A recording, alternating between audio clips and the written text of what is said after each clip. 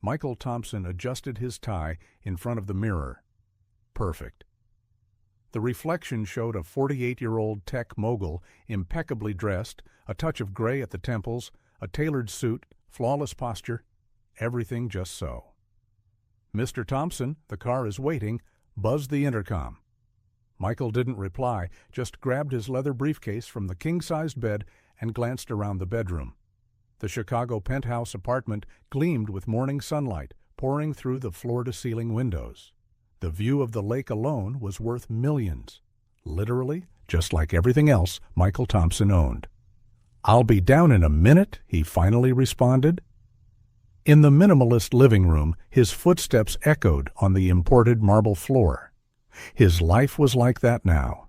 Large, empty spaces where the echo of his own steps was his only constant companion. The phone chimed. It was Jennifer, his assistant, with the day's agenda.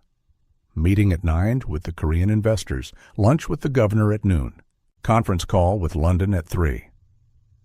Michael listened, but his mind wandered.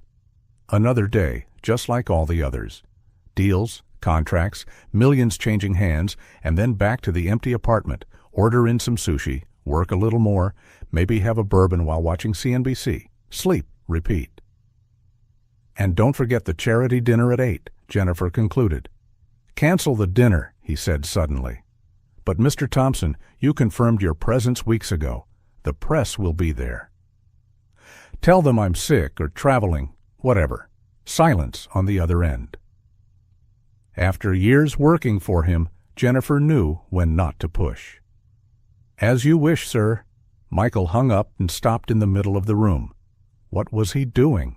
The dinner was important. His absence would be noticed. It would generate gossip. It could affect business. Why cancel? Because he was tired?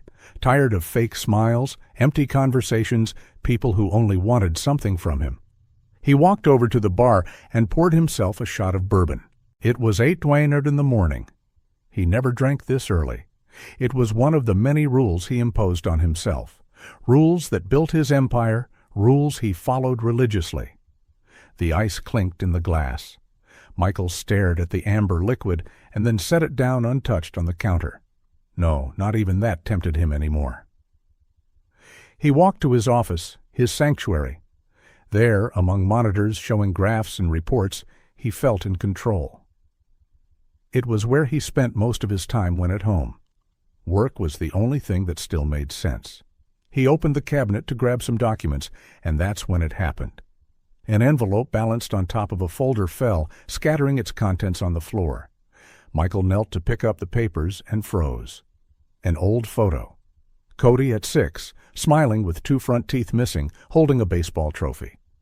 Michael beside him, an arm over the boy's small shoulder, both happy under the sun of some random Sunday. His fingers trembled as he touched the image as if it was something fragile and precious, which it really was.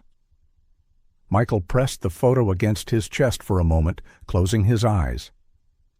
The weight of that small piece of paper felt heavier than anything he'd ever carried. He remembered the day, Cody's first baseball game. The boy had hit the ball and run as fast as his short legs would carry him. It wasn't a home run. He barely made it to first base, but the smile on his face when he looked to the stands, searching for his dad. Michael swallowed hard. How many games had he missed after that? How many school plays, birthdays, moments that would never come back? "It's just temporary work, honey," he would tell Ashley. "Once we're financially secure, I'll have more time." But that time never came. Enough was never enough. There was always another acquisition, another expansion, another market to conquer. Michael put the photo back in the envelope and placed it in the desk drawer. His eyes landed on the phone. How many years since he had spoken to Cody? 5, 6. His son must be over 20 now, an adult who grew up without his father around. Michael picked up the phone, stared at it for a long moment, then put it back down. What would he say after all this time? "Sorry I wasn't there. Sorry I chose work." Empty words now. The intercom rang again. "Mr. Thompson, the driver is worried about the time for the meeting." Michael glanced at the clock. He was already late. Korean investors hated delays. The deal was worth billions. "I'm on my way down," he answered automatically. He grabbed the briefcase, adjusted his tie once more, and walked to the door. He paused with his hand on the doorknob, looking back at the luxurious, empty apartment. For a second, a strange thought hit him. All that success, all the money, the power, the respect. Had it been worth it? The thought vanished as quickly as it came. Michael Thompson was a successful man, one of the richest and most powerful in the country. Of course, it had been worth it. It had to be. He shut the door behind him and headed to the elevator. In the elevator mirror, he adjusted his perfect tie once again, squared his shoulders, and put on his best confident expression. What else was there to do? After all, this was his life now. But as the elevator descended, the image of that photo and the hollow feeling in his chest remained like an unanswered question, like a pain with no name. The meeting with the Korean investors was a disaster. For the first time in his career, Michael Thompson couldn't focus. The image of Cody's old photo invaded his thoughts in the middle of crucial statements. He stumbled during the presentation, mixed up numbers, called the head of the delegation by the wrong name. Jennifer watched him from across the table with growing concern. Michael Thompson never made mistakes, never lost focus. Something was seriously wrong. "I apologize." "I'm not feeling well today," he finally said, interrupting his own explanation about growth projections for the next quarter. The leader of the investors, Mr. Lee, nodded politely, though coldly. "Perhaps it's better if we reschedule for another day, Mr. Thompson." It wasn't a suggestion, it was a polite rebuke. Michael knew he had just jeopardized a multi-billion-dollar deal. "Certainly, Jennifer will be in touch to arrange a new date." Formal handshakes, forced smiles. The meeting room emptied quickly. "What's going on?" Jennifer asked once they were alone. "Are you sick? Should I call a doctor?" Michael rubbed his temples. "No, I just need some air. Cancel my appointments for the rest of the day." "All of them? Even the London conference?" "All of them," he confirmed, grabbing his coat. "I'm walking home," he announced, heading for the door. "It's raining," Jennifer warned, "and it's nearly 20 blocks." Michael didn't reply.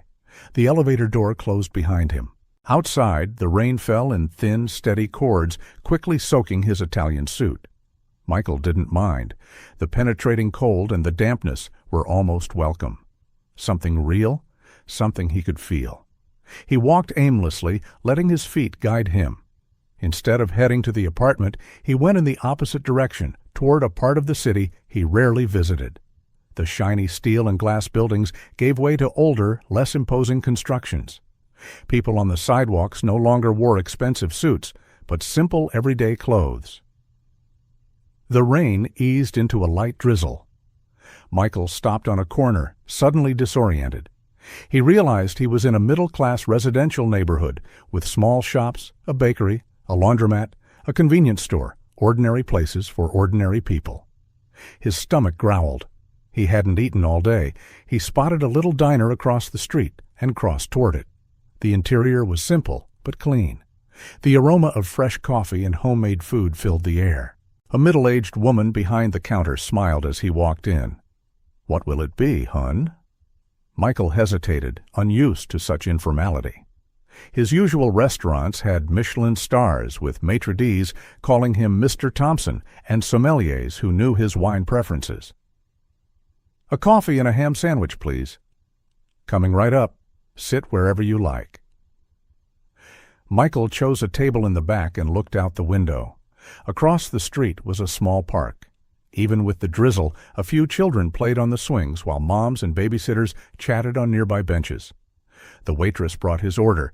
The coffee was piping hot and strong, served in a regular mug. The sandwich was simple: bread, ham, cheese, lettuce. No artisan, bread or imported ham. Michael took a bite and was surprised. It was good, really good. He ate slowly, watching ordinary life unfold on the other side of the glass. Ordinary people with ordinary problems living ordinary lives, something he hadn't had in so long. After finishing, Michael left a $20 bill on the table, more than 3 times the cost of the meal, and left. The rain had stopped completely now, leaving the air clean and cool. He decided to walk through the small park on his way to... Well, he still didn't know where he was going. He passed a playground with 3 children and 2 mothers, then a small pond where ducks swam peacefully. That's when he saw her. At the far end of the park, sitting on a bench still wet from the rain, a little girl.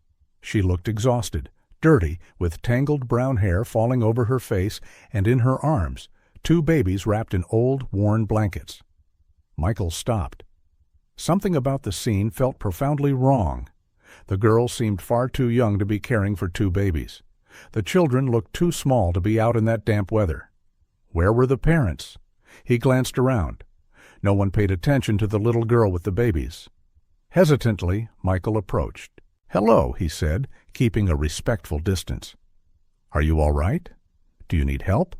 The girl looked up, intense blue eyes, but red and swollen from crying. When she spoke, her voice was thin and trembling. "Mister, can you help us?" Michael sensed genuine desperation in her voice. Up close, the situation looked even worse. The children's clothes were dirty and damp. The babies seemed asleep, or... Michael felt a tightness in his chest, maybe too weak to cry. "Yes, I can help. Where are your parents?" The girl pressed her lips tight as if trying not to cry. "My mom, she began, but was interrupted when one of the babies let out a faint moan. Her face turned into pure despair. And then it happened. With a sudden movement, the girl held out both babies toward Michael, her blue eyes now overflowing with tears that left clean streaks on her dirty face. "Please keep them." Her voice cracked into a sob. "I can't stand watching my little brothers starve anymore." It was as if something broke inside Michael, something that had been hard, cold, and dead for years. He felt a lump in his throat, and to his astonishment, a hot tear escaped his eye, rolling down his cheek. For the first time in years, how many? 5? 10? Michael Thompson was crying. It wasn't dramatic sobbing, just that single tear carrying all the weight of loneliness, regret, the empty life he had built for himself. "I can't anymore," the girl continued, her voice choked. "I tried. I swear I tried to take care of them, but I have no more food. And Ethan has a fever, and Owen won't stop crying." Michael knelt to her level.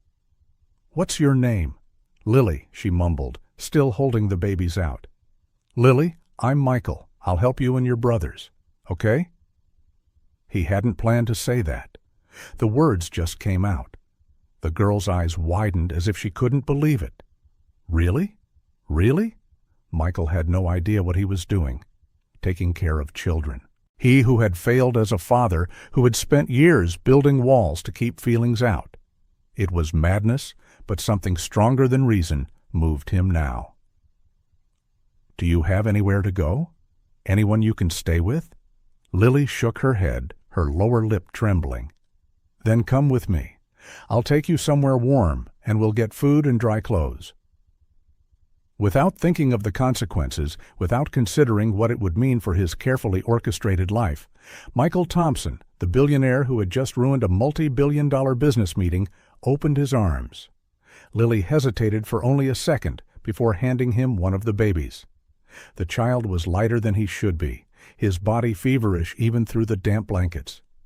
"This is Ethan," she said, still holding the other baby. "And this is Owen."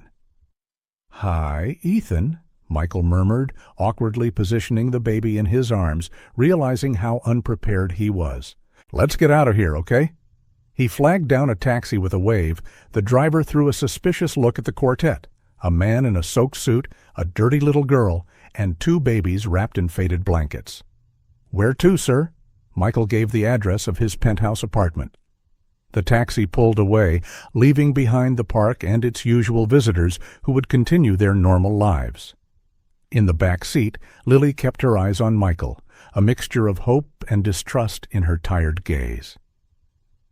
"It's going to be okay," he said, not knowing if he could keep that promise.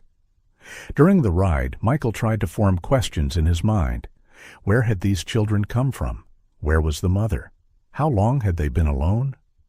But every time he opened his mouth to ask, he saw Lily's weary look and decided to wait. She seemed overwhelmed enough already. Ethan dozed in his arms, a restless sleep. Every now and then the baby coughed or whimpered. Michael could feel the fever's warmth through the blankets. Did they need a doctor? Probably. But first, a safe and warm place. The taxi stopped at the luxurious building where Michael lived. The doorman, Bob, nearly fell off his chair when he saw Michael Thompson enter with 3 visibly needy children. "Mr. Thompson, are you all right?" "Should I call someone?" "I'm fine, Bob. Please don't call anyone, and I'd appreciate your discretion." The last sentence came with a meaningful look. Bob nodded, perplexed. Of course. In the private elevator that led directly to the penthouse, Lily remained silent, her eyes wide in the mirrored walls. Ethan stayed asleep in Michael's arms, but Owen began to whimper in his sister's. "Shh, Owen," Lily whispered, rocking him gently. "You'll have food soon, I promise." The elevator opened directly into the penthouse's living room. Michael saw his home through Lily's eyes. The impeccable, massive space, cold and sterile, the elegant but impersonal furniture, the abstract art on the walls that cost more than many people earn in a lifetime. A place meant to impress, not to live in. "Come on," he said, leading them through the apartment. "Let's find a place for you to settle." The apartment had 4 suites besides the master, all impeccably decorated, all completely unused. Michael chose the one closest to his. "You can stay here for now. There's a bathroom over there. You can take a hot shower, and I'll get you something to eat." Lily didn't move. Her eyes scanned every corner as if looking for traps or memorizing escape routes. Michael recognized that look. He used it himself in hostile negotiations. Caution, distrust, prepared for the worst. "Lily," Michael said gently, "I know you don't know me. You have no reason to trust me, but I promise you're safe here." She still didn't look convinced. "Okay, I'll go get towels and robes. You can warm up, and then we'll figure out the next step. Okay?" A slight nod. It was the most she could offer for now. Michael went to the linen closet to get towels. He felt strangely nervous, as if about to close the biggest deal of his life. In a way, maybe he was. As he grabbed soft towels and bathrobes, he recalled the last time he'd had children in the house. Cody and some friends celebrating a birthday Michael almost missed because of a teleconference. Ashley had planned everything, the cake, the presents, the activities. Michael showed up for the last 20 minutes with a forced smile and a gift bought by his secretary. Cody's disappointed look still haunted him.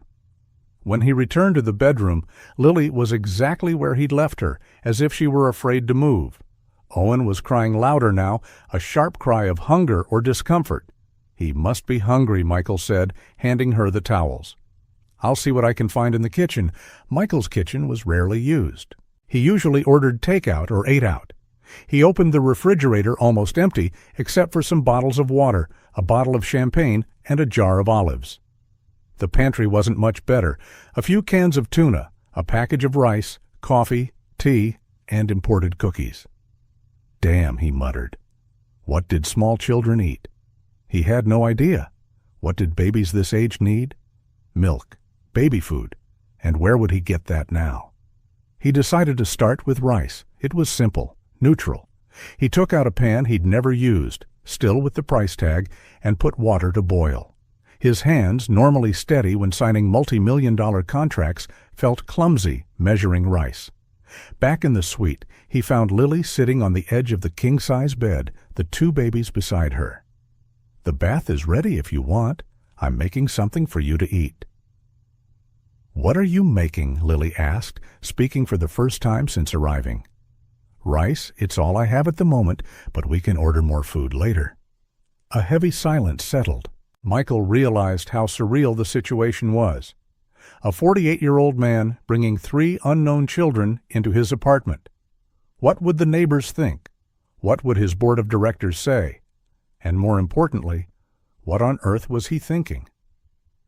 "I need to check on the rice," he said, backing toward the door. "Make yourselves comfortable." Back in the kitchen, Michael stared at the bubbling pot.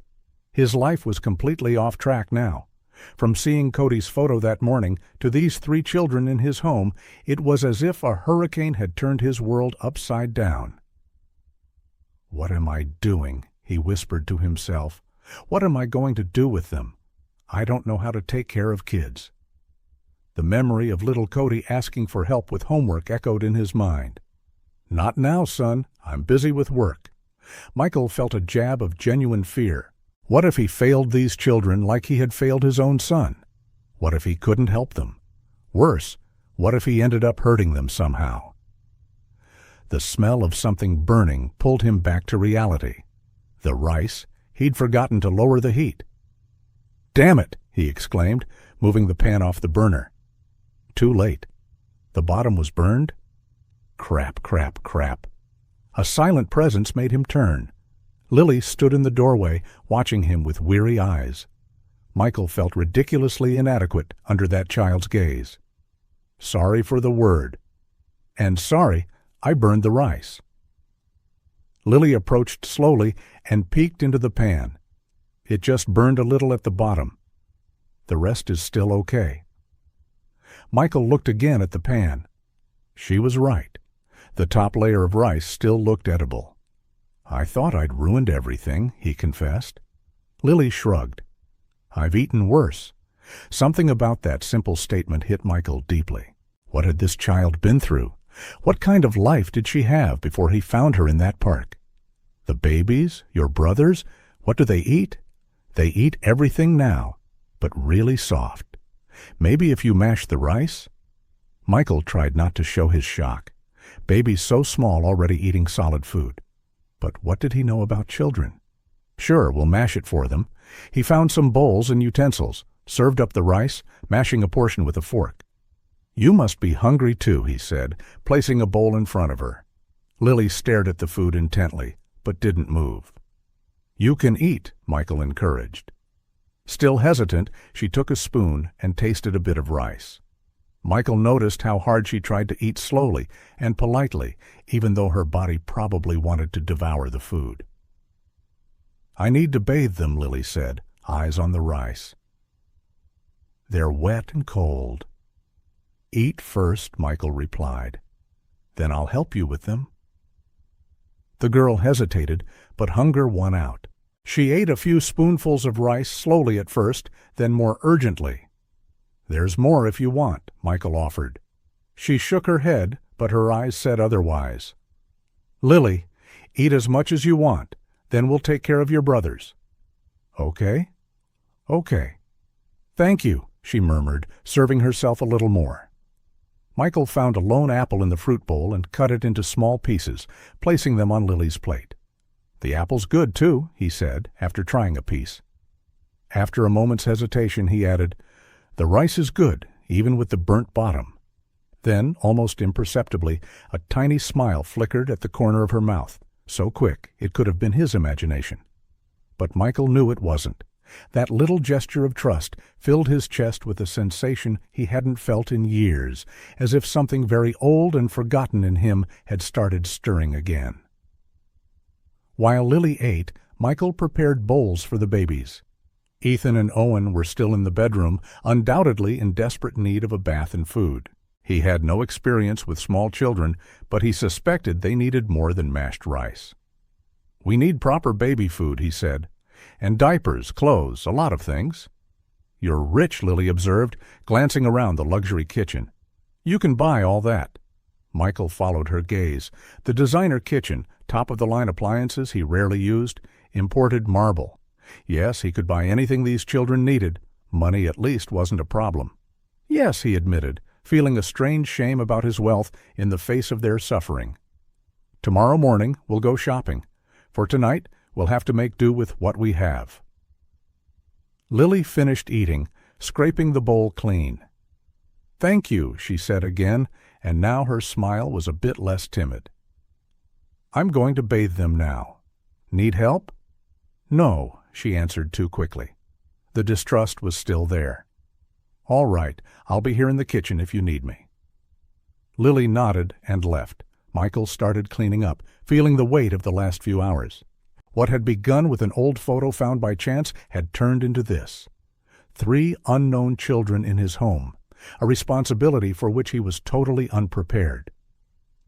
"What am I doing?" he whispered again, but without the same anxiety as before. Because despite the fear and inadequacy, something inside him seemed to have awakened. A purpose, a need that didn't come from outside, business, success, but from within, from a place so deep he'd forgotten it existed. Michael heard the sound of running water in the suite's bathroom. He pictured Lily trying to bathe 2 babies at once. Should he go help or respect her need for privacy? He decided to gather more snacks for them. He found a box of imported cookies and placed some on a plate, sliced more apples, poured fresh water into cups. As he arranged everything on a tray, Michael remembered how many times Ashley had done this for Cody, how many times she'd prepared meals, given baths, told stories, and how many times he'd missed those moments, buried in work, meetings, business. Faint laughter came from the bathroom. Either Ethan or Owen must have done something funny. Lily sounded more relaxed now. When the shower turned off, Michael waited a few minutes, then knocked softly on the door. "I brought a few more things for you to eat," he said. The door opened a little. Lily peeked out, wrapped in a huge robe that made her look even smaller. Behind her, on the bed, the 2 babies squirmed, wrapped in towels, looking more alert after the warm bath. "Thank you," she said, taking the tray. "Ethan likes apples." "Great. There's plenty, and water too. Are you okay in there? Do you need anything else?" Lily hesitated, as if considering something. "Our clothes are wet. Ah, right. Let me see what I can find." Michael went to his own bedroom. He had T-shirts that could serve as nightgowns for Lily, and maybe for the babies. Not ideal, but it would work for one night. He came back with the T-shirts and handed them through the slightly open door. "Tomorrow we'll buy proper clothes," he promised. Lily nodded, still weary, but noticeably more relaxed than when they'd arrived. "Well," Michael said, stepping back, "I'll let you rest. If you need anything, I'll be in the next room." "Just call." "Okay." "Okay," she mumbled, and then almost inaudibly, "Good night." "Good night, Lily." The door closed softly. Michael stood there for a moment, feeling a strange mix of emotions. Concern, certainly, fear of what lay ahead, but also something lighter, warmer, something he hadn't felt in years. In his own bedroom, Michael sat on the edge of the bed and looked at the phone. Should he call someone? The police? Social services? A lawyer? What was the right procedure after finding 3 abandoned children in a park? But something held him back. The image of Lily's desperate eyes begging for help. The fragile trust that had begun to form. The fear that the children would be separated if authorities got involved. "What am I going to do?" he whispered into the empty apartment. But part of him already knew the answer. Somehow, meeting these children, seeing the desperation and courage in such a small girl caring for her brothers, had awakened something he thought was dead in his chest. A chance, maybe a chance to do something right, not to fail this time. He closed his eyes and saw Cody's face, then superimposed Lily's, Ethan's, and Owen's faces. Children who needed an adult who truly cared, who was present, who put their needs above everything else. For the first time in years, Michael Thompson felt afraid of failing at something personal, something that really mattered. 3 days had passed since Michael brought the children home. 3 days of adjustments, learning, and small victories. Michael had hired a shopping team to bring everything the kids needed: clothes, diapers, toys, proper food. The guest bedroom quickly turned into a cozy space with 2 cribs and a comfortable bed for Lily. The babies already seemed healthier. Ethan no longer had a fever, and Owen was smiling more. Michael learned how to change diapers after watching some online videos, a skill he never imagined he'd need. He made mistakes, of course, put diapers on backward, spilled milk, burned the pasta he attempted to make for dinner. but Lily was always there watching, sometimes quietly laughing at his awkward attempts, other times intervening gently to show him the right way. The girl's distrust gradually diminished. She no longer recoiled when Michael approached. She no longer checked obsessively on her brothers every few minutes. She could sleep several hours without waking up in panic. Small progress, fragile, but real. That night, after the babies finally fell asleep, Michael found Lily sitting on the living room couch, hugging her knees, looking at the city through the huge windows. The lights below formed a sea of bright dots. "Can't sleep?" he asked softly, not wanting to startle her. Lily shrugged, not taking her eyes off the window. "Sometimes it's hard." Michael sat at the other end of the couch, keeping a respectful distance. "I understand. I have nights like that, too." Silence. Michael had learned not to pressure her, to let Lily set the pace of their interactions. She had walls around her, built by experiences he could barely imagine. "From here you can see the park," she finally said, pointing to a dark patch among the city lights. "Where you found us?" "Yes," Michael confirmed. "If you look during the day, you can see the trees and the pond." Lily nodded, still gazing out. "We slept there for 2 nights. Michael felt a pang in his chest. 2 nights in the open air with 2 babies in the fall chill. "Where were you before that?" he asked cautiously. Lily hugged her knees tighter. For a moment, Michael thought she wouldn't answer, that he'd crossed an invisible line. "In our apartment, until the money ran out." "Money your mom left." A slow nod. Michael took a deep breath. "Lily, do you want to tell me what happened with your mom? I mean, you don't have to if you don't want to," he quickly added. More silence. The kind of dense silence that seems to hold entire untold stories. "She said she was going out to buy cigarettes and that she'd be right back." Lily's voice was almost a whisper. "That was 3 weeks ago. She left money in the kitchen drawer. She said it was for emergencies." Lily fidgeted with the hem of the new nightgown Michael had bought her, pink with star patterns, which she had timidly requested. "I waited for her to come back. I took care of Ethan and Owen the way she taught me, gave them baths, cooked, but the money started to run out." Her voice was monotone, as if reporting the weather, not describing the abandonment she suffered. "I used the money to buy milk and diapers. When it was gone, the landlord came knocking. He said we were getting evicted. I didn't know what that meant, but I was scared." Michael watched her slight frame against the vast city lights. She looked so small against the huge world outside. "So I grabbed our things, just what fit in the backpack, and we left. I thought maybe we could find my mom on the street." "Do you know why she didn't come back?" Michael asked gently. Lily shook her head. "Sometimes she disappeared for a day or 2, but she always came back. Always." "Until she didn't," Michael finished. "Until she didn't," Lily echoed in a whisper. "Do you have other relatives, grandparents, uncles?" "My grandpa died last year." "My grandma?" "I don't know where she is. Mom said she lived far away." "And your dads?" Lily shrugged. "Ethan and Owen have different dads." "And my dad?" "Mom said he left when I was born." "I don't remember him." Michael absorbed her every word, piecing together Lily's life. A single mother with 3 kids. No family support, probably fighting her own demons. And then, the final abandonment. "The first night we slept in a subway station," Lily continued. "But a security guard saw us and started asking questions. I got scared they'd take the babies away. Mom always said we couldn't let anyone know we were alone, or they'd split us up." The raw honesty of those words hit Michael hard. This child's fear of being separated from her brothers, the responsibility she had taken on, far beyond her years. "So we went to the park. It was easier to hide there. During the day, we pretended we were waiting for our mom. At night, we slept in the bathrooms or under the benches." Lily stopped speaking. A single tear ran down her face, but she wiped it away quickly, as if ashamed of showing weakness.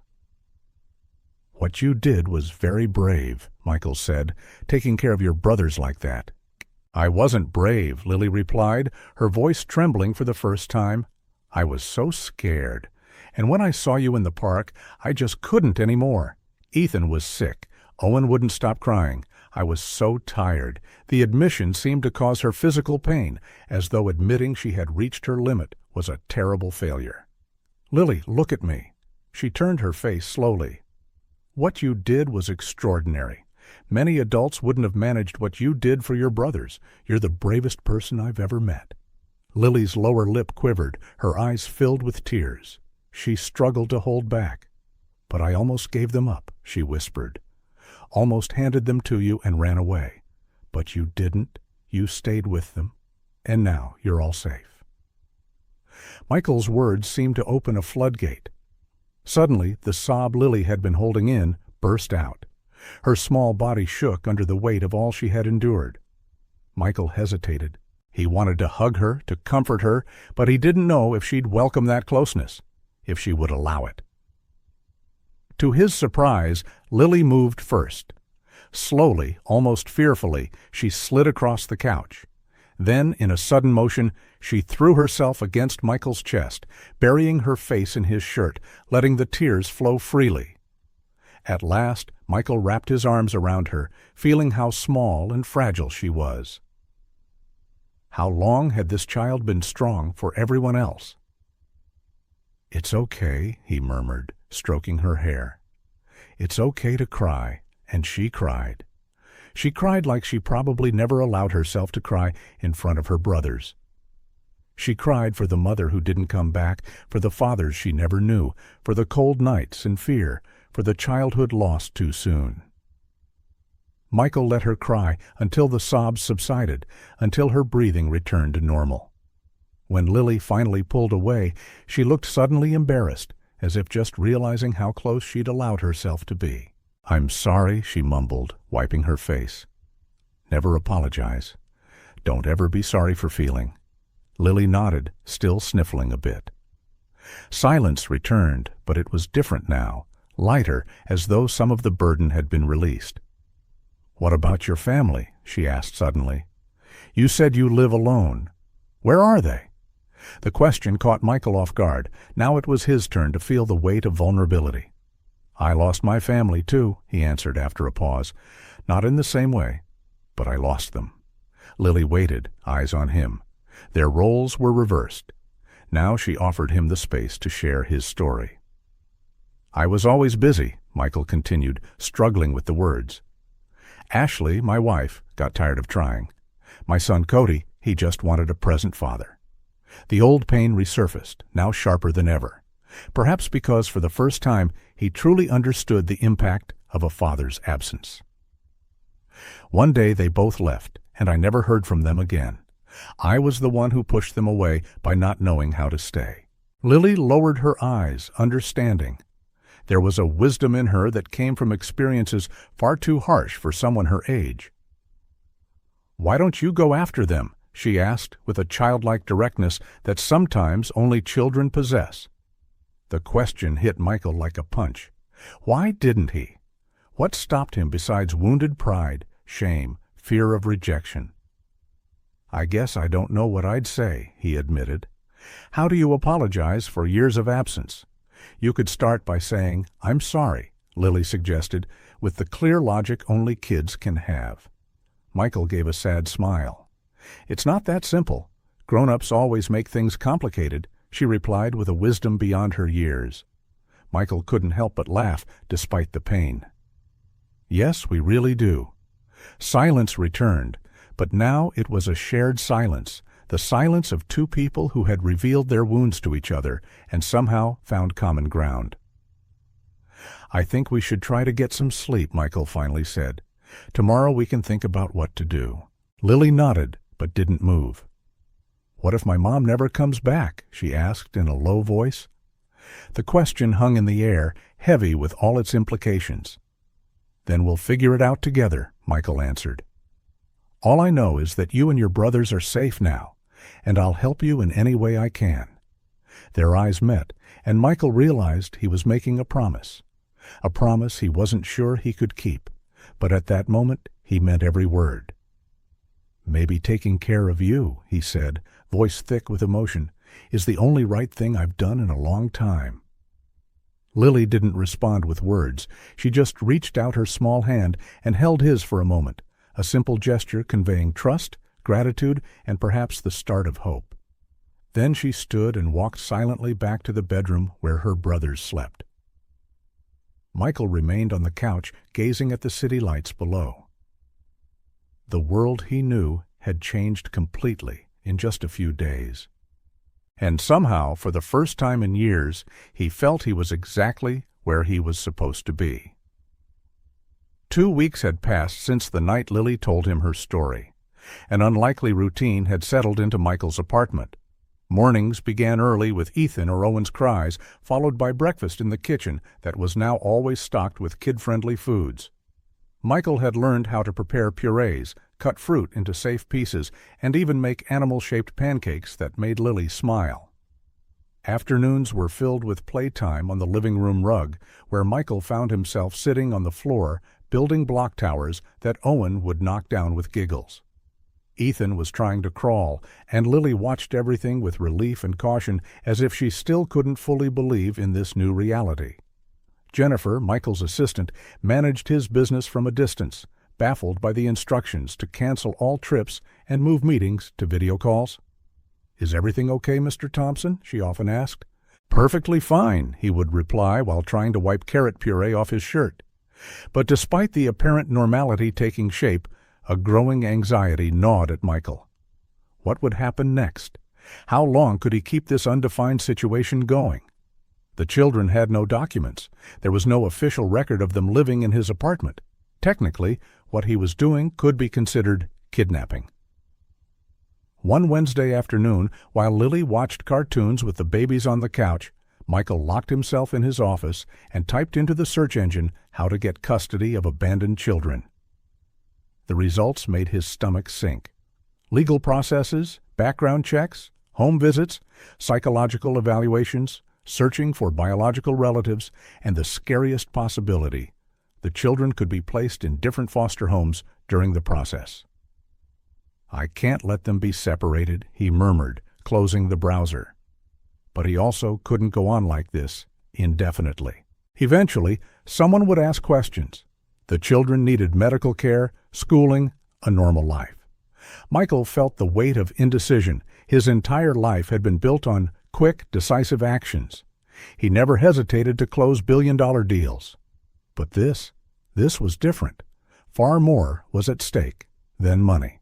The next morning, Michael received an unexpected call from his company's board of directors.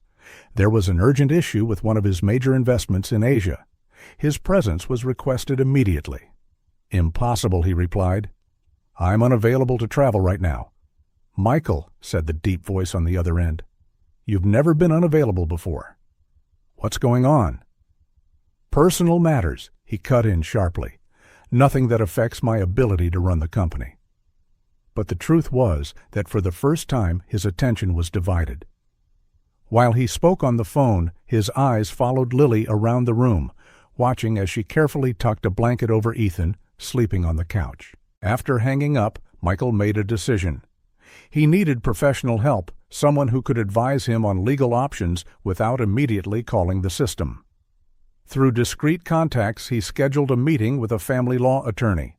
He explained his situation in the vaguest terms possible over the phone, only mentioning he needed guidance on a delicate situation involving children. The attorney, Dr. Susan Davis, arrived at the apartment the following afternoon, a middle-aged woman with a serious expression and a leather briefcase. Michael had asked Lily to stay in the bedroom with the babies during the meeting. "Mr. Thompson," Dr. Davis said after hearing the full story, "I understand your concern, but I need to be clear. What we have here is an irregular situation. Technically, these children are missing. If the mother reported them as lost, there could be a search underway." "She abandoned them," Michael insisted, feeling anger rise. "She left a child caring for 2 babies. I understand your outrage, but legally we must follow proper procedures. The first step is to notify social services. The words social services made Michael clench his fists. And what would happen to them? Dr. Davis hesitated slightly. They would attempt to locate the mother or other relatives. If unsuccessful, the children would be placed in state custody temporarily while your custody request is reviewed. Separated? Possibly. Not every foster home can accommodate 3 children at once, especially with 2 babies.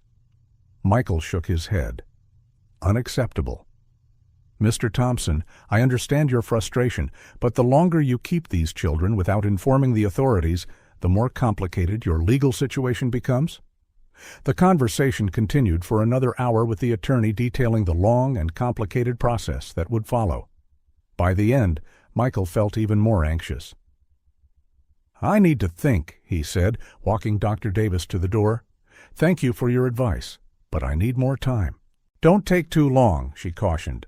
The sooner we start, the better your chances. After the attorney left, Michael sensed a silent presence behind him. Lily stood in the hallway, eyes wide and fixed on him. Who was she? Lily asked, her voice trembling.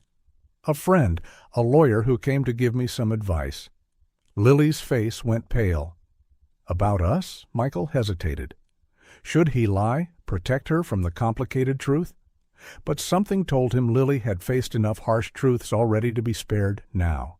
Yes, about you. I'm trying to figure out how I can help more permanently. Lily's eyes filled with fear. Are you going to send us away? No, of course not, he said quickly, stepping closer. I'm trying to find a way for you to stay legally. You promised, she whispered. You promised we'd stay together.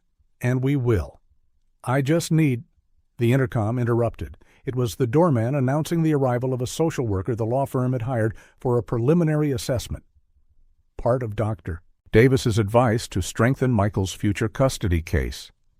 Send her up, Bob, Michael replied, realizing too late he hadn't explained this visit to Lily. The girl stepped back, panic in her eyes. Social worker, Lily, listen. It's just a preliminary conversation to help me understand the process. But Lily was already running back to the bedroom. Michael followed. Lily, please trust me. She stopped at the bedroom door, her whole body tense like a tightened wire. Mom said social workers break up families, that we can't trust them. It's not like that, Michael tried to explain.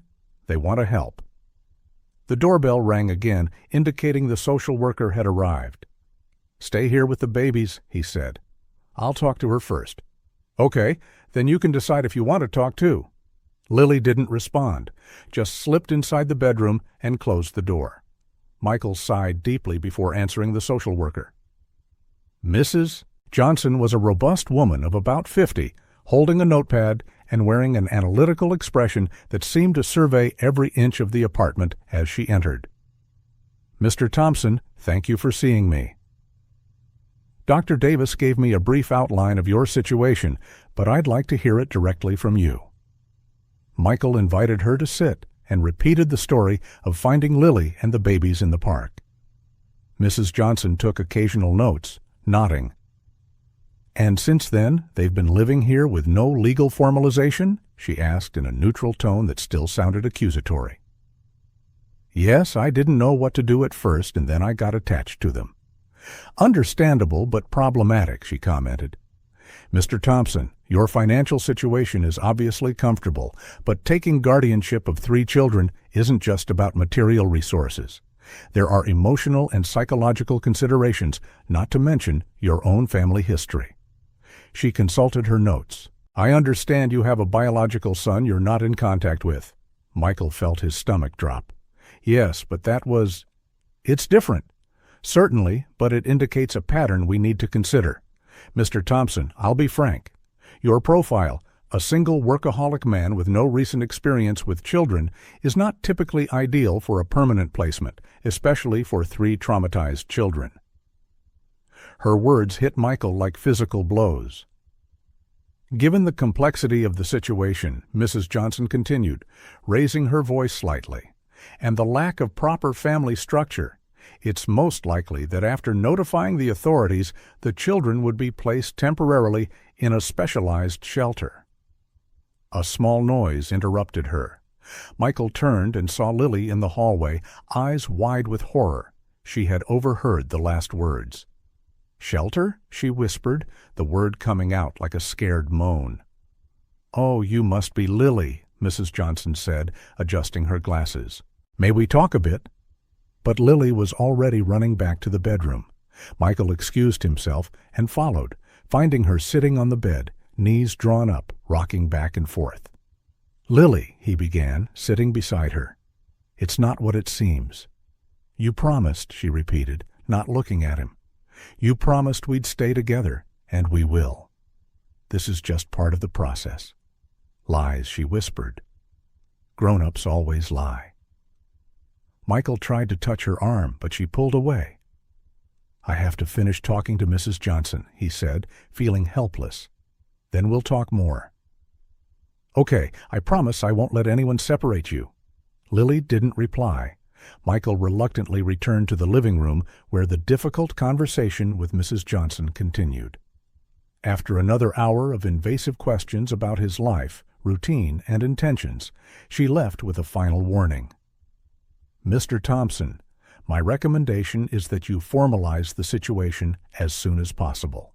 The longer you wait, the more complicated it becomes." When she left, the apartment silence pressed down on Michael's shoulders.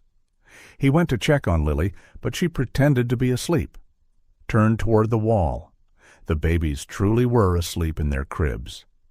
That night, Michael could hardly sleep. He tossed and turned, replaying the social worker's words, the fear in Lily's eyes, the promises he'd made. What was the right thing to do? Start the legal process and risk losing the children, or remain in this irregular situation that could collapse at any moment. Around 3:00 in the morning, he got up for a glass of water. Passing the children's room, he quietly opened the door to check on them. In the dark, he could make out the cribs and Lily's bed. All seemed calm. He returned to his own room, determined to make a decision by morning. Maybe he should call Ashley for advice. She had always been better at family matters, but that idea made him feel even more inadequate. A man who couldn't be a father to his own child, now trying to parent 3 traumatized kids. Sleep finally claimed him in the early hours. When he woke, it was already past 8, much later than usual since the children arrived. The apartment was oddly quiet. Michael got up quickly and went to the next room. He opened the door and felt his blood turn cold. The room was empty, completely empty. The cribs, the bed, no sign of the children. "Lily," he called, already running through the apartment. "Ethan, Owen," nothing but the echo of his own voice. In the living room, he noticed Lily's small backpack. The one she'd arrived with was gone.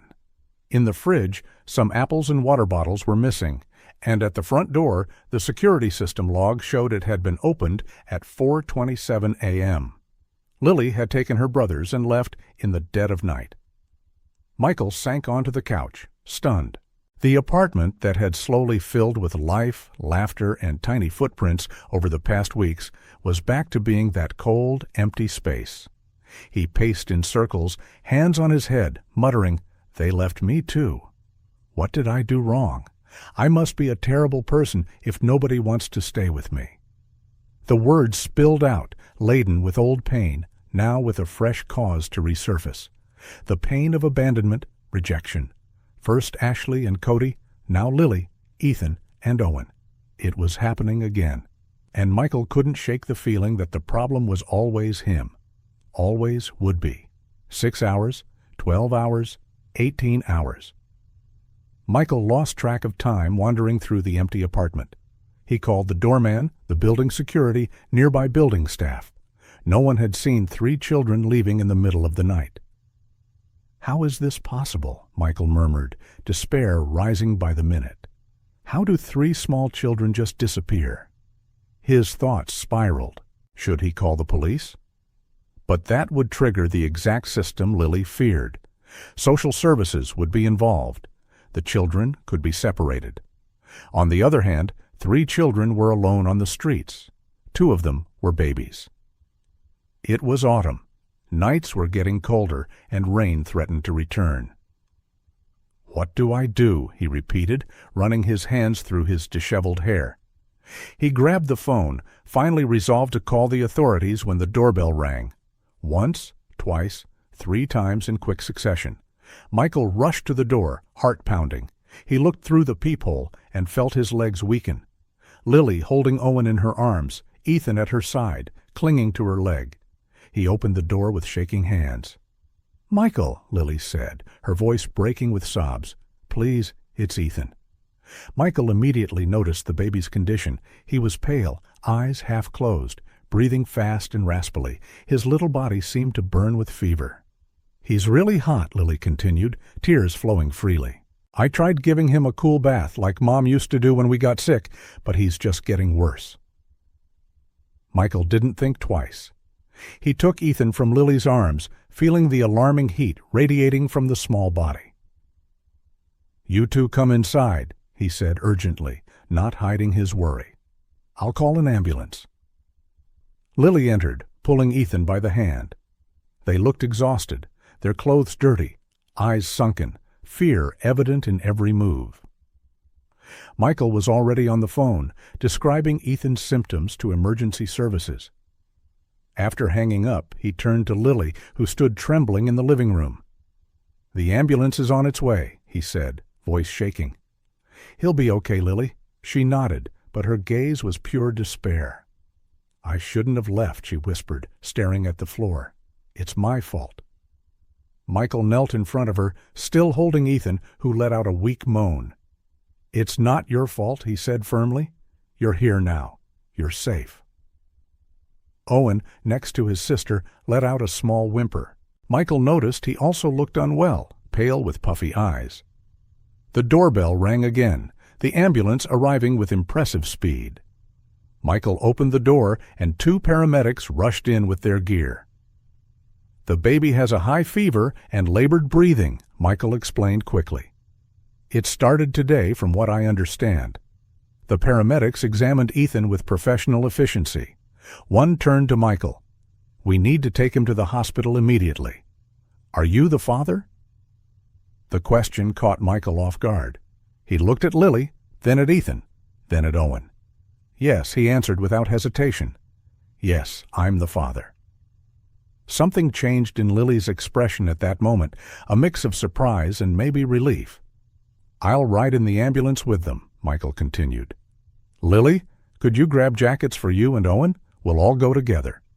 The girl nodded and ran to the bedroom. While the paramedics readied Ethan for transport, Michael looked at little Owen, who was anxious and scared. "Hey, buddy," he said, crouching to Owen's level.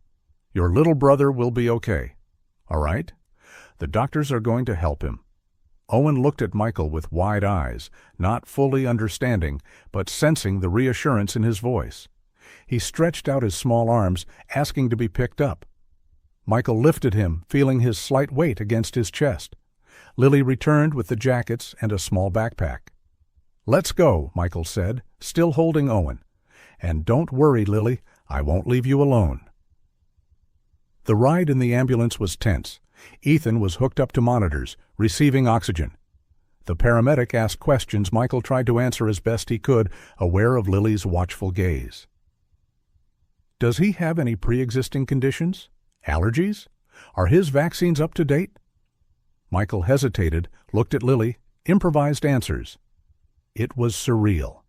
A man who dedicated his life to business, now pretending to be the father of 3 kids he'd met less than a month ago. At the hospital, chaos continued. Ethan was rushed into treatment while Michael, Lily, and Owen waited in the lobby. A nurse appeared with forms to fill out. "Child's full name?" she asked. Michael glanced at Lily, who looked panicked. He realized he didn't know the children's last name. Maybe Lily didn't either. "Ethan Thompson," he answered, making a decision. "He's 2 years old, a lie, but a necessary one at the moment. And you're the father, correct? I'll need your ID and insurance card." Michael handed over his identification and the premium insurance card he rarely used. The nurse jotted down the details, occasionally glancing at Lily and Owen. "And the mother?" she asked. "Not present," Michael said, feeling Lily tense up beside him. "We're separated." The nurse nodded, asking no further questions. She handed him the paperwork and went back to her station. The three of them sat there in that sterile waiting room. Owen fell asleep on Michael's lap, exhausted by the ordeal. Lily remained silent, eyes locked on the doors where Ethan had disappeared. "Lily," Michael began after a long silence. "What happened? Why did you run away?" The girl kept staring straight ahead, but her lips quivered. "You were going to send us to a shelter," she whispered. "I heard that woman talking." "No, Lily, I would never." "Lies," she cut him off, finally looking at him. "You called the social worker. They were going to separate us." Michael took a deep breath. "I was trying to find a way to keep you all legally so nobody could separate us. I messed up not explaining it to you better." Lily studied his face, searching for any sign of deceit. "I promise, Lily. I never wanted to get rid of you." "Then why did that woman talk about a shelter?" she asked in a small, hurt voice. "Because there's a process, rules we have to follow," Michael said, trying to pick the right words. "But I would never let that happen. Ever." Before they could continue, a doctor appeared at the door. "Family of Ethan Thompson?" Michael stood, still holding Owen, who was asleep. Lily gripped his free hand tightly. "I'm the father," Michael said, the words sounding more and more natural. "Your son has pneumonia," the doctor explained. "A lung infection, quite serious for such a young child, but we managed to control his fever and improve his breathing." Relief flooded Michael so intensely his legs almost gave out. "Will he be okay?" Lily asked, voice barely audible. The doctor smiled kindly at her. "He will, sweetheart. Your little brother is responding well to the medication. With proper antibiotics and care, he should recover soon." "Does he need to stay in the hospital?" Michael asked, worried about how the children would cope after their recent scare. The doctor checked the chart in his hands. "Usually, yes, but..." He looked at the two exhausted children. "Since we've already lowered his fever and his oxygen levels look good, we can release him to recover at home if he's closely monitored." "I can guarantee that," Michael replied decisively. "In that case, I'll prescribe antibiotics and fever reducers. You'll need to check his temperature every 4 hours, make sure he drinks plenty of fluids, and come back immediately if the fever goes up or his breathing worsens." Michael nodded, mentally noting every instruction. "If you prefer, I can recommend a pediatric nurse to help for the first few days." "Yes, please," Michael agreed at once. "Anything that helps him recover." The doctor handed him the prescriptions and explained each medication thoroughly. Lily listened attentively, as if memorizing every word. "Can I see him?" she asked anxiously. "Of course.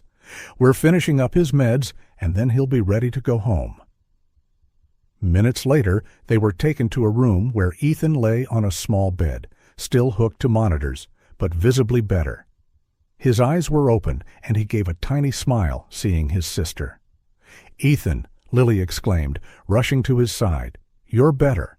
The baby reached out for her, and she carefully took his hand. Michael watched, Owen still asleep in his arms. A strange and powerful sensation overwhelmed him, a mix of protectiveness, tenderness, and fierce determination. These children were his responsibility now. His kids for all intents and purposes. While the nurses got Ethan ready for discharge, Michael made some calls to Jennifer, asking her to prepare the apartment for their return. To his personal lawyer, instructing him to immediately start the process for provisional custody of the 3 children, and finally to the chairman of his company's board, informing him he'd be taking an extended personal leave. An hour later, they were all in a taxi heading home. Ethan slept in Michael's arms, wrapped in hospital blankets. Owen, now awake, sat on Lily's lap. She looked exhausted, but her eyes stayed on her brother's. "Lily," Michael said gently, "I want you to know I will never separate you. Never. And I'll do everything I can so we can stay together like a family." She looked up at him, still wary, but with a flicker of hope. "Promise?" she asked quietly. "I promise," he replied with conviction that came from the depths of his being. "I'll change whatever I need to, my home, my routine, my work, so we can be a real family." Lily nodded slowly, as if absorbing each word. When they arrived at the apartment, Jennifer was waiting with everything prepared. The children's room was tidy with clean cribs and Lily's bed made up. Her homemade soup simmered on the stove. Ethan's prescriptions picked up from the pharmacy were organized with clear instructions. In the days that followed, Michael immersed himself fully in this new life. He learned how to administer medications, how to recognize the baby's different cries, how to prepare proper meals. He canceled business trips, rescheduled meetings as video conferences, and reorganized his calendar to always be present. The pediatric nurse the doctor recommended came daily to check on Ethan, whose condition improved steadily. She also taught Michael about infant care, from how to hold a baby correctly to ways to encourage their development. Most importantly, Michael initiated the legal process to gain provisional custody of the children. His lawyer, Susan Davis, worked tirelessly navigating the complex bureaucracy, using Michael's influence and resources to speed things up. It was a battle. There were questions about his capability as a single father, his family history, and the unusual circumstances under which the children arrived, but Michael persisted, driven by a determination that surprised even his closest associates. A month after the hospital night, Michael received the official document granting him provisional custody of Lily, Ethan, and Owen. It wasn't permanent yet. There would be more hearings, evaluations, and reports, but it was a start, a legal acknowledgement of what his heart already knew. That night, after the babies were put to bed, Michael found Lily at the kitchen table, focused on something. "What are you doing?" he asked, sitting beside her. Lily quickly covered the paper with her hand as if it were a secret. "Nothing," she mumbled, blushing a little. Michael smiled. "That's okay. You don't have to show me if you don't want to." He got up to make some tea, giving her space. When he returned with 2 mugs, tea for himself and hot chocolate for her, Lily had turned the paper over. "It's for you," she said timidly, "but it's not very good." Michael took the drawing, feeling a lump in his throat as he examined it. It was simple, done with colored pencils, but unmistakable.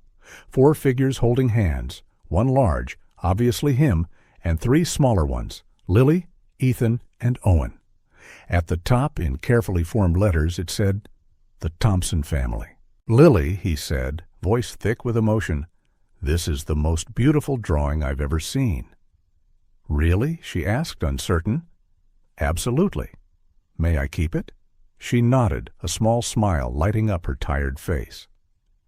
That night, after Lily finally went to bed, Michael took out the drawing again.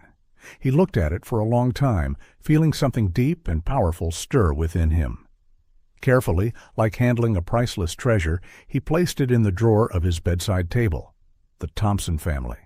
The family he had almost lost before it even began. The family he was now determined to protect and love against all odds. 6 months had passed since that night at the hospital. Life in Michael's penthouse had changed completely. The once minimalist and impersonal apartment now showed clear signs of family life. Toys scattered in the living room, children's drawings taped to the fridge, framed photos on tables, Michael with the kids in the park, at the zoo during their first Christmas together. The daily routine had shifted too. Michael now started each day making breakfast while Lily helped the boys get dressed. Afternoons were for park visits, evenings for baths, stories, and lullabies. Important meetings were scheduled during Lily's school hours, and video calls took place once the kids were asleep. To many, it was hard to recognize the smiling man pushing strollers in Lincoln Park as the ruthless billionaire of boardrooms. But to Michael, the transformation made perfect sense. It was as if for years he'd lived only a fraction of his life, the part devoted to professional success, while the rest lay dormant, waiting to be awakened by the 3 children he now called his own. The provisional custody was close to becoming permanent.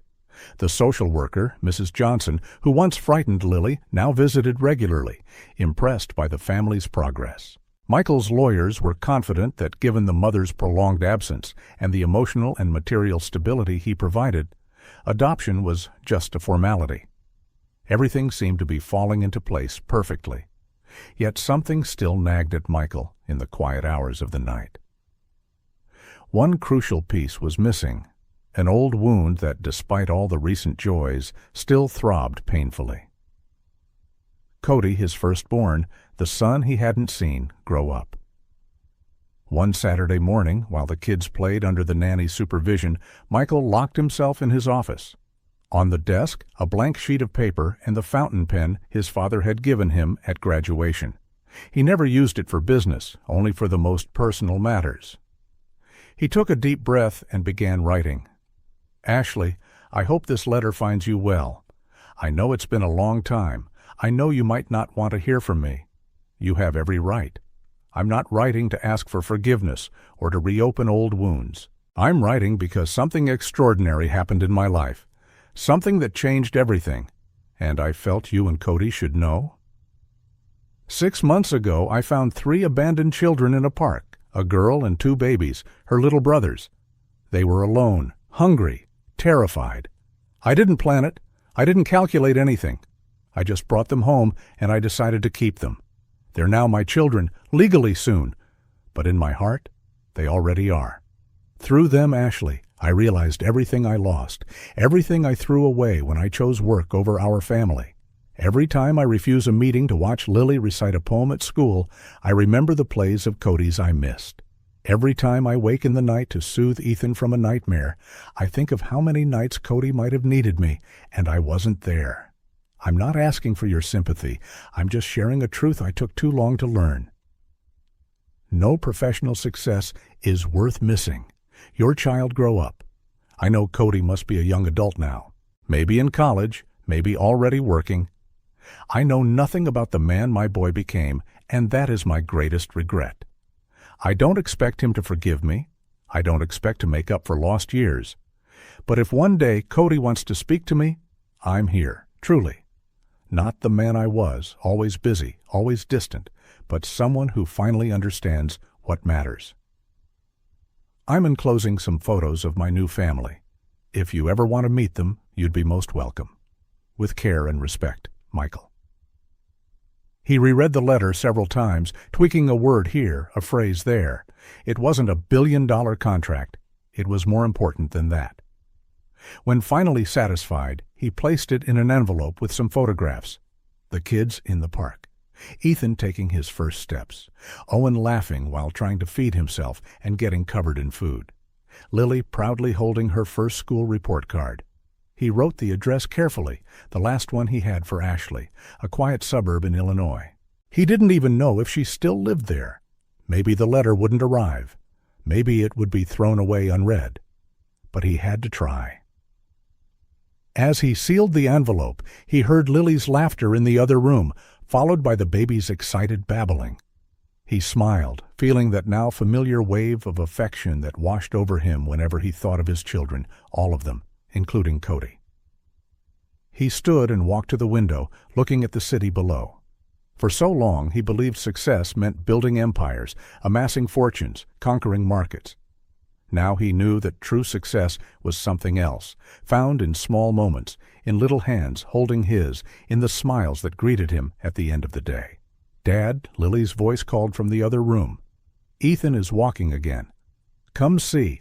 I'm coming," he answered, slipping the letter into his jacket pocket to mail later. Before leaving the office, he glanced one last time at Cody's photo on his desk, the only one he'd kept all these years. Next to it now was Lily's drawing. It read, "The Thompson Family." Maybe one day, he thought, that family could be complete. 3 weeks passed without a response to his letter. Michael tried not to get his hopes up. After all, it had been years. Ashley might have moved away. Cody might not want contact. Life moved on, and he now had 3 children needing his attention and love. The Thompson family's new routine was firmly established. Lily was attending 3rd grade at a good nearby school where she quickly made friends. Ethan and Owen went to a half-day childcare program, giving Michael a few hours to work in his home office. That Thursday afternoon, Michael was reviewing some contracts while the babies napped after lunch. Lily would be back from school in an hour, driven by the chauffeur Michael had hired just for her. He planned to take the kids to the Adler Planetarium that weekend, part of his effort to give them fun, educational experiences. The intercom buzzed, pulling him from his thoughts. "Mr. Thompson," said the doorman's voice, "there's a young man here asking for you. He says he's your son." Michael felt his heart stop. What's his name?" he asked, his voice suddenly hoarse. "Cody Thompson, sir."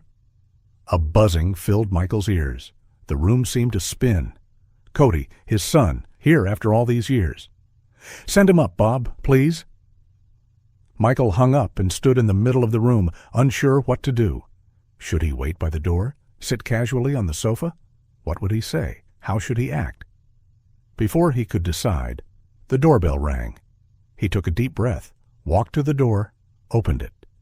There he was, Cody, the son he hadn't seen in 8 years. He was no longer the 14-year-old boy Michael remembered. He was a young man now, tall, broad-shouldered, with his mother's determined jawline, but the eyes were undeniably Michael's. Intense blue, observant. Cody was all Michael could say. The young man didn't smile, but he didn't show hostility either. There was caution in his eyes, a contained expectation. "May I come in?" he asked simply. "Of course, please." Michael stepped aside, struggling to control the trembling in his hands. It's good to see you." Cody entered, glancing around. The apartment had changed considerably since his last visit. The expensive artwork had been replaced by framed children's drawings. There were boxes of toys, piles of storybooks on the coffee table, a soft rug with animal prints on the floor. "The place looks different," Cody commented, stopping in the middle of the living room. "Everything's different," Michael agreed. Would you like to sit down? I can make coffee or—" "I'm fine, thanks." Silence settled between them, heavy with 8 years of absence and unspoken words. "I got your letter," Cody finally said. "Mom passed it on to me." Is she okay?" "She's fine. Remarried 3 years ago. Mark's a good man." Michael nodded, feeling a twinge of sadness, but also genuine relief that Ashley had moved on. "And you?" he asked. "Are you in college or—" "I graduated last year.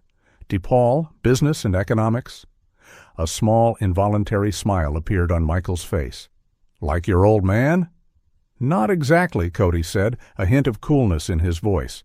"I'm working with sustainable investments, companies that have a positive social and environmental impact."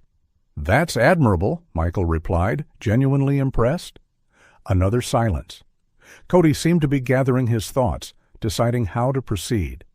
"So," he said at last, indicating the surroundings, "you have kids now?"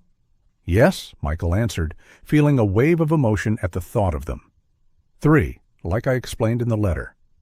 "Did you adopt them legally?" "We're finalizing the process. But yes, for all intents and purposes, they're my kids." Cody nodded slowly, taking it in. "I didn't expect you to come," Michael admitted. "After all this time, I thought—" "I didn't expect to come either," Cody interrupted. "I kept your letter for days, not knowing what to do. Part of me wanted to throw it away unread. Part of me was curious." "I understand," Michael murmured. "Then the photos fell out of the envelope," Cody went on. "I saw those kids. I saw you with them. It was just strange." Michael waited, giving his son space to express himself. "For years," Cody continued, his voice steadier now, "I told myself the same story. You didn't know how to be a dad. You didn't have it in you. Business would always be your only passion." Each word hit Michael like a precise arrow, but he knew he deserved every one. "Then I saw those photos," Cody said. "You on the floor playing with babies, you at a school presentation smiling like an idiot. All the things you never did with me." The pain in Cody's voice was tangible, and Michael felt tears sting his eyes. "I don't know what to say, Cody, except that I'm sorry. Deeply sorry. You deserved a better father than I was." Before Cody could respond, the sound of tiny footsteps interrupted. Ethan appeared from the hallway, just woken from his nap, still in pajamas. He stopped abruptly upon seeing a stranger in the living room, eyes wide. "Day?" he asked, confused. Michael looked from Ethan to Cody, momentarily frozen between two worlds. "It's all right, Ethan," he finally said, going over and picking up the little one. This is Cody, your big brother." Ethan studied Cody curiously, then smiled shyly and hid his face against Michael's shoulder. Cody watched the scene with an expression hard to read, maybe surprise, maybe renewed hurt, maybe something more complex. "Is Owen still sleeping?" Michael asked softly to the boy in his arms, trying to keep the situation as normal as possible. Ethan nodded, rubbing his sleepy eyes. "Want to watch some TV while he wakes up?" "Just a little bit." "Okay." Ethan nodded enthusiastically, and Michael carried him to the couch, turning on a kid's channel with the volume low. When he returned to Cody, his son was observing him intently.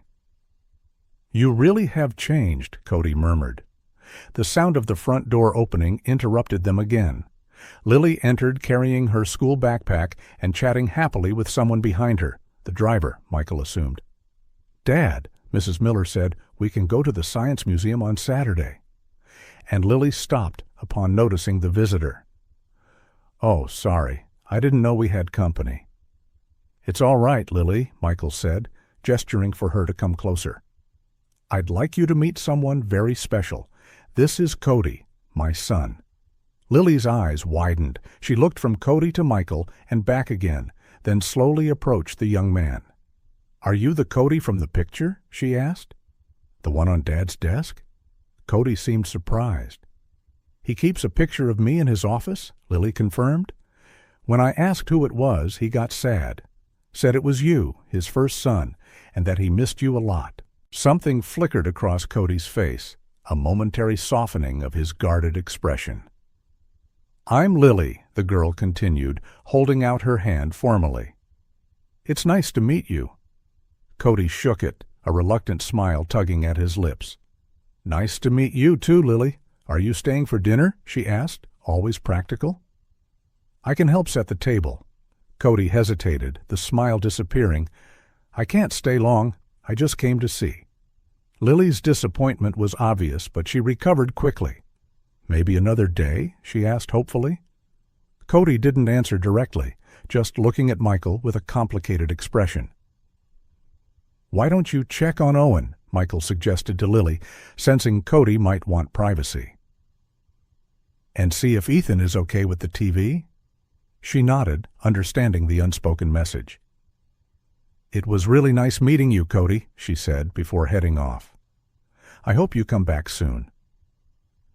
When she left, silence returned between father and son.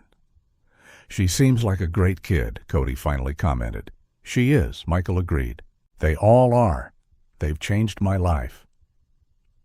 Cody walked to the window, posture rigid as if holding back a storm of emotions. For a long time, he said without turning around, "I was angry.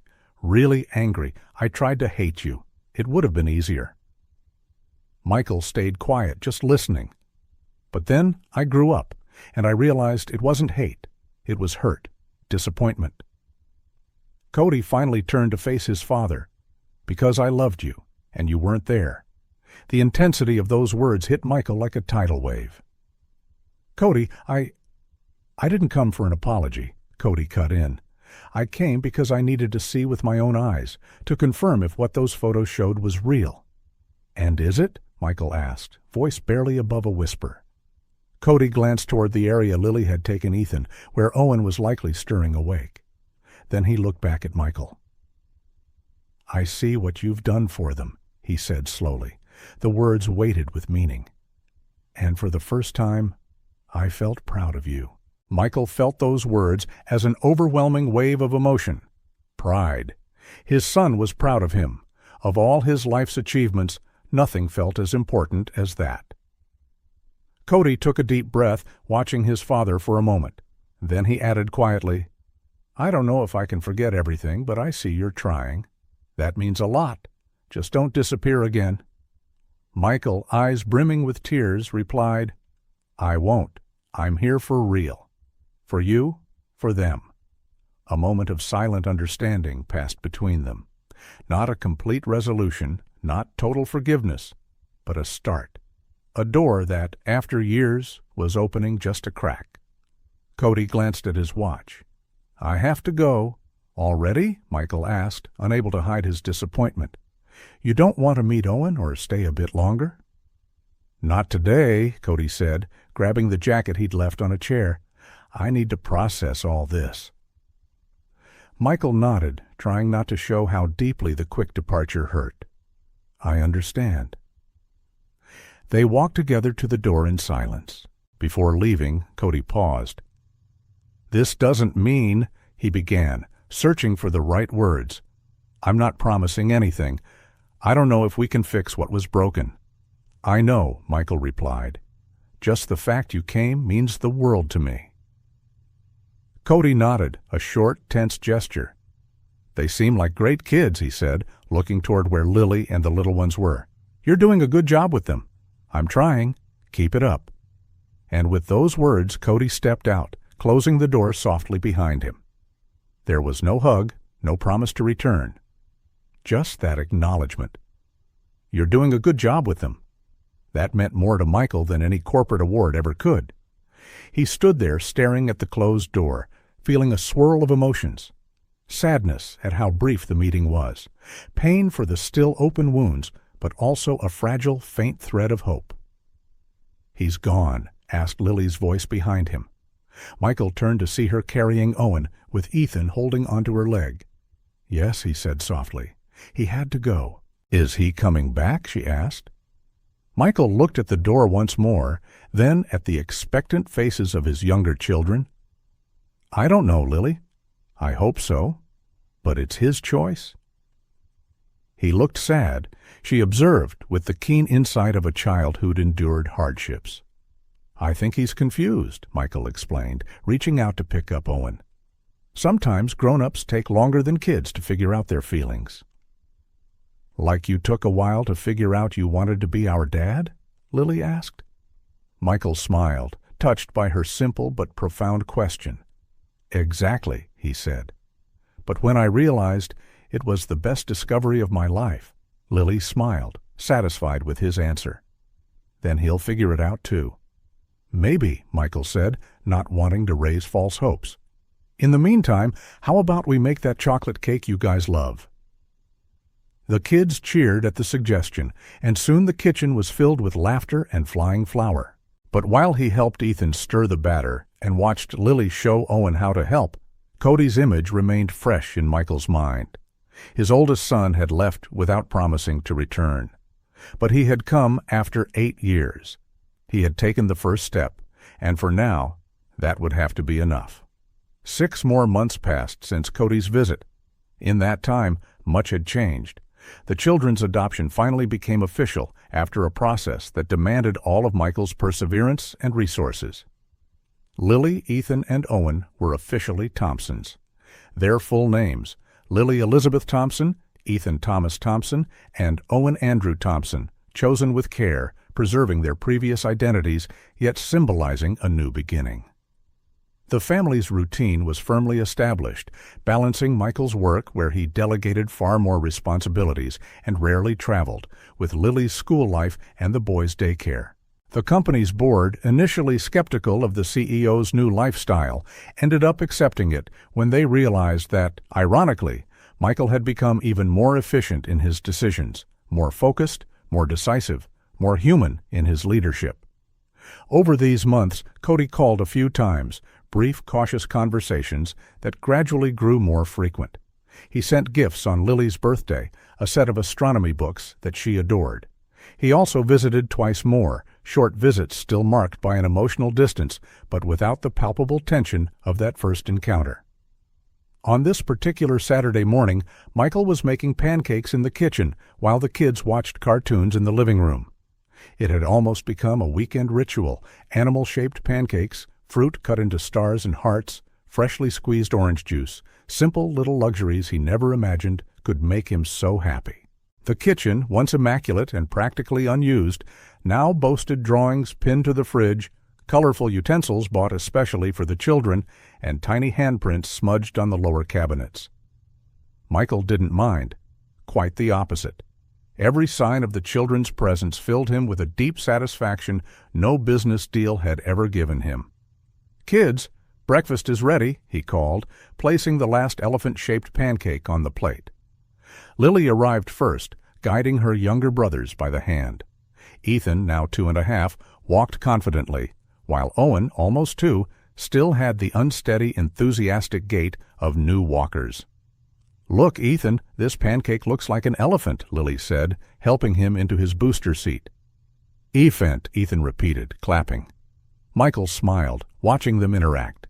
It was amazing how Lily, at just 8 years old, naturally took on a protective big sister role. She still had occasional flashbacks, nightmares, moments of anxiety if one of her brothers cried too long, but she was generally thriving, transforming into a cheerful, smart, and confident child.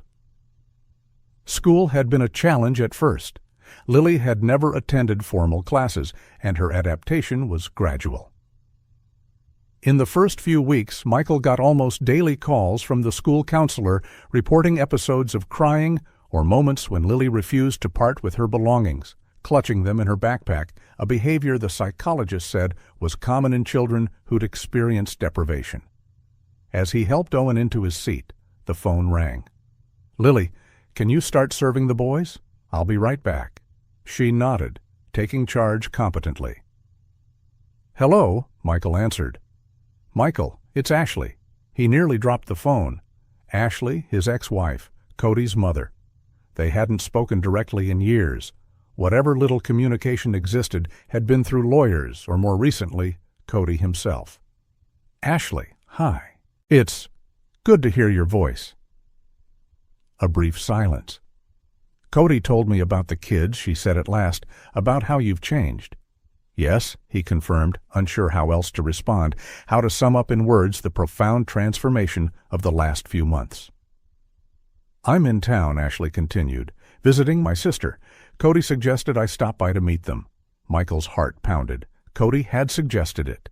That meant more than any direct statement ever could. "Of course. When would you like to come?" "Actually, I'm calling from your building's lobby." For a moment, Michael couldn't speak, stunned.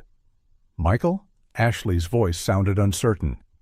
"If this is a bad time—" No, he said quickly. "Please come up. We're having breakfast. There's plenty of pancakes." He hung up, trying to process the situation. Ashley here now, the woman he once loved, whom he deeply hurt by his absence. Cody's mother, someone who knew the old Michael, not the man he'd become. "Who was that, Dad?" Lily asked when he returned to the kitchen. It was Cody's mother, my ex-wife. She's coming to visit." Lily's eyes widened. "The lady from the wedding photo in your office?" "That's the one. She's pretty," Lily remarked thoughtfully. "Is she staying for breakfast?" "I think so," Michael replied, noticing how easily Lily accepted the situation. "We'll need another place at the table."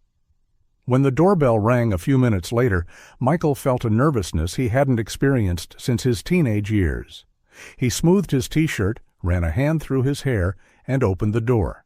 Ashley looked as elegant as he remembered, her blonde hair now shorter, a few lines around her eyes, but the same directly intelligent gaze. "Hi," she said. "Hi," he replied. "Come in, please." Ashley stepped inside, taking in the apartment with curiosity. "It's different," she commented. "Everything is," Michael said. He led her to the kitchen where the kids were still finishing breakfast. "Kids," he said, "this is Ashley, Cody's mom." Lily immediately stood and offered her hand. "Hi, Miss Ashley. I'm Lily. These are my brothers, Ethan and Owen." Ashley smiled, shaking Lily's hand. "Nice to meet you, Lily. Cody told me a lot about you." Really? Lily's eyes lit up. Did he tell you about my astronomy books? I'm reading about Jupiter. It has 79 known moons, and the Great Red Spot is a giant storm that's been going on for over 300 years. Ashley laughed, genuinely charmed by the girl's enthusiasm. Yes, he mentioned your passion for stars and planets. He said you're very smart. Lily blushed with pleasure. He is, too. He showed me how a telescope works last time he came. He said he'd take me to the planetarium one day. Ashley gave Michael a look, a mix of surprise and a hint of approval.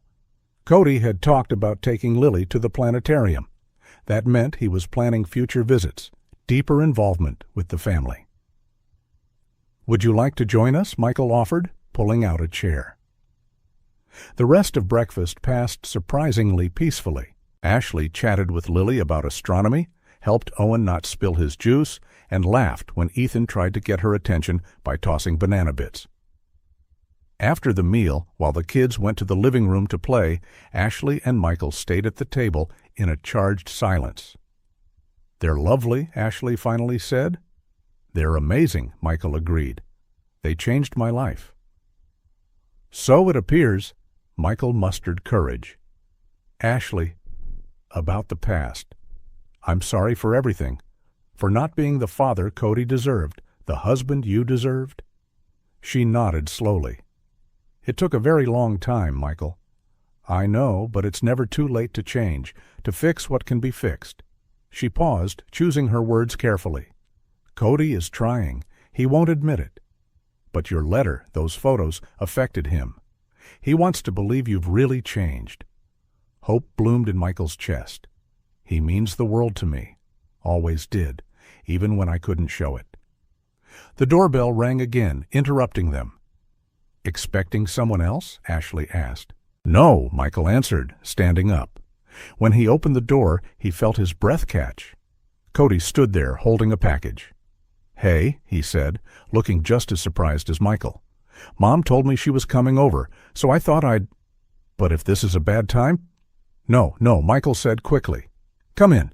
Your mom's here. We just finished breakfast. Cody entered, glancing around, apparently searching for something. The kids are in the living room, Michael explained, understanding his silent query. They had barely made it to the living room entrance when Lily spotted Cody and ran toward him. Cody, you came, she exclaimed, stopping a step away. Did you bring more books? He grinned, an honest smile without the usual tension. Not today, Star, but I brought something else. He held out the package to her. For all of you. Lily carefully opened it, revealing a familiar board game. Monopoly, she cried, like the one you said you used to play as a kid. I thought we could play together, Cody suggested. You and me against, well, the rest of the family. The word family hung in the air for a moment, heavy with meaning. Dad? Ethan suddenly cried out, running toward Michael and wrapping his arms around his legs. Everyone turned to look at the toddler. It was the first time he'd called Michael Dad. Until then, it had been simply Mike. Dad, Owen echoed, mimicking his brother and also running to hug Michael's legs. Michael felt a lump in his throat. He knelt, embracing them both, trying to hold back tears. When he raised his eyes, he saw Lily watching, a gentle smile on her lips. Are we going to play, Dad? She had never called him that before. Always Michael, sometimes Dad, but never that affectionate, intimate Dad. That meant so much more. Michael looked at Lily, seeing certainty, trust, and belonging in her eyes. Yes, sweetheart, he answered, voice trembling. Cody watched, a faint smile on his face. Ashley, standing beside him, had tears in her eyes she was trying to hide. Morning turned to afternoon as they played. Ashley and Michael acted as the bank, while Cody and Lily formed an unstoppable team against Ethan, with constant help, and Owen, who was happy stacking colorful money and toppling little plastic hotels. At one point, when Lily got up to grab juice for everyone, Ashley moved closer to Michael. I never thought I'd see this, she whispered. Cody and you in the same room. No tension, no obvious hurt. Me neither, Michael admitted. The kids are the bridge, aren't they? Especially Lily. Michael nodded. She has a way with people, a wisdom that belies her age, probably from what she went through. Ashley watched the girl returning with carefully balanced cups. She reminds me of someone, she remarked. Who? Cody when he was little, before things changed. The observation struck Michael like a realization. It was true. The same determination, the same bright intelligence, the same sensitivity. Father and daughter, though unrelated by blood, shared something deeper. Hours later, after spirited rounds of Monopoly, popcorn, and laughter, the children were finally worn out. Ethan fell asleep on the couch, and Owen grew fussy, a sure sign he was exhausted. Ashley said her goodbyes, promising to return another day.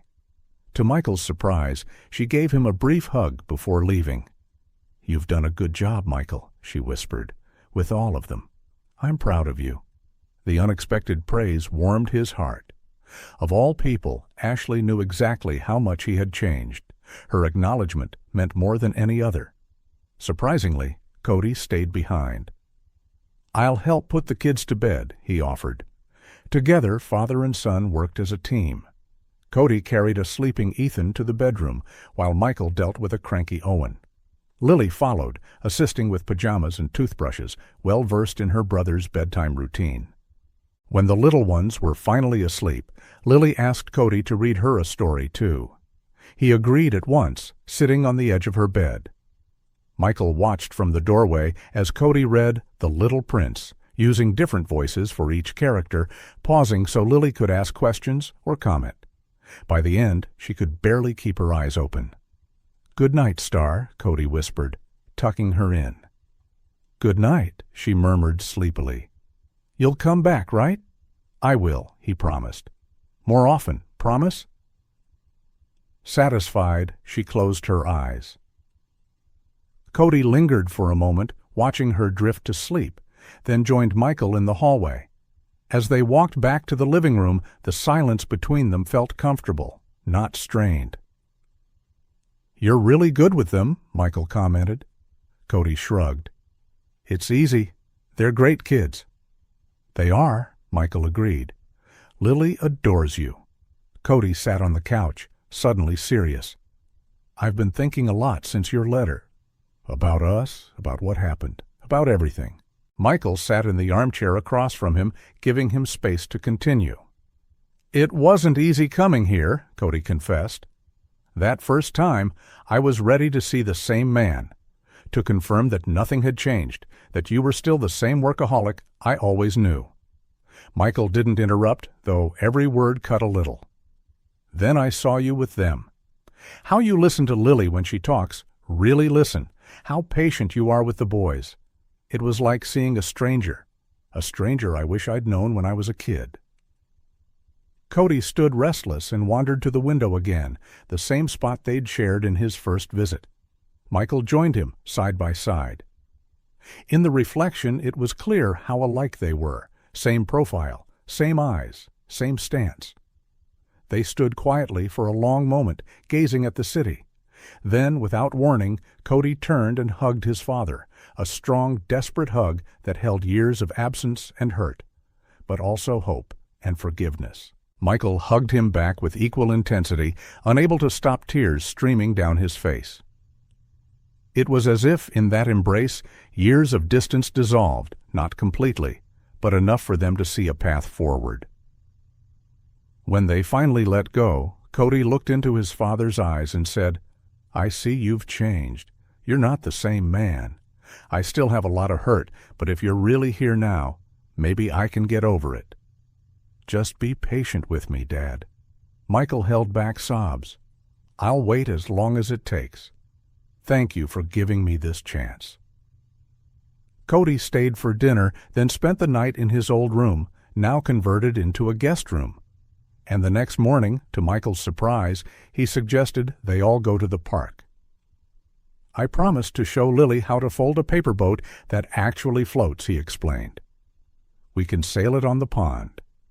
So, on a sunny Sunday morning, all 5 of them went to Lincoln Park, the same park where it had all begun, where Michael found Lily and the babies months ago. But now, instead of fear and desperation, there was sunlight, laughter, blankets on the grass, and melted ice cream on little fingers. Michael watched from a short distance as Cody taught Lily to fold the special paper he brought. The boat took shape in her small hands, guided by Cody's more skillful fingers. Ethan and Owen ran in circles around them, sometimes pausing to watch the progress before resuming their energetic explorations. Cody stood and took Lily's hand, smiling. "Let's go, little sister. Let's see if our boat floats." They walked toward the small pond, the boys following close behind, squealing excitedly. Michael followed at a slight distance, observing without interfering. The scene before him was like a painting he never thought he'd see. His 4 children together, connected. A family he never knew he could have, a family he never knew he deserved. Michael felt something new and definitive settle in his chest, a sense of belonging. He looked at the 4 people who now made up his world and said, voice trembling with emotion, "My children! My children?" And so, amid laughter, tiny steps, and genuine smiles, they began a new chapter, a family built on the choice to stay, a family not formed by blood or chance, but by conscious decisions of love and presence, a family that, in different ways, each of them had chosen.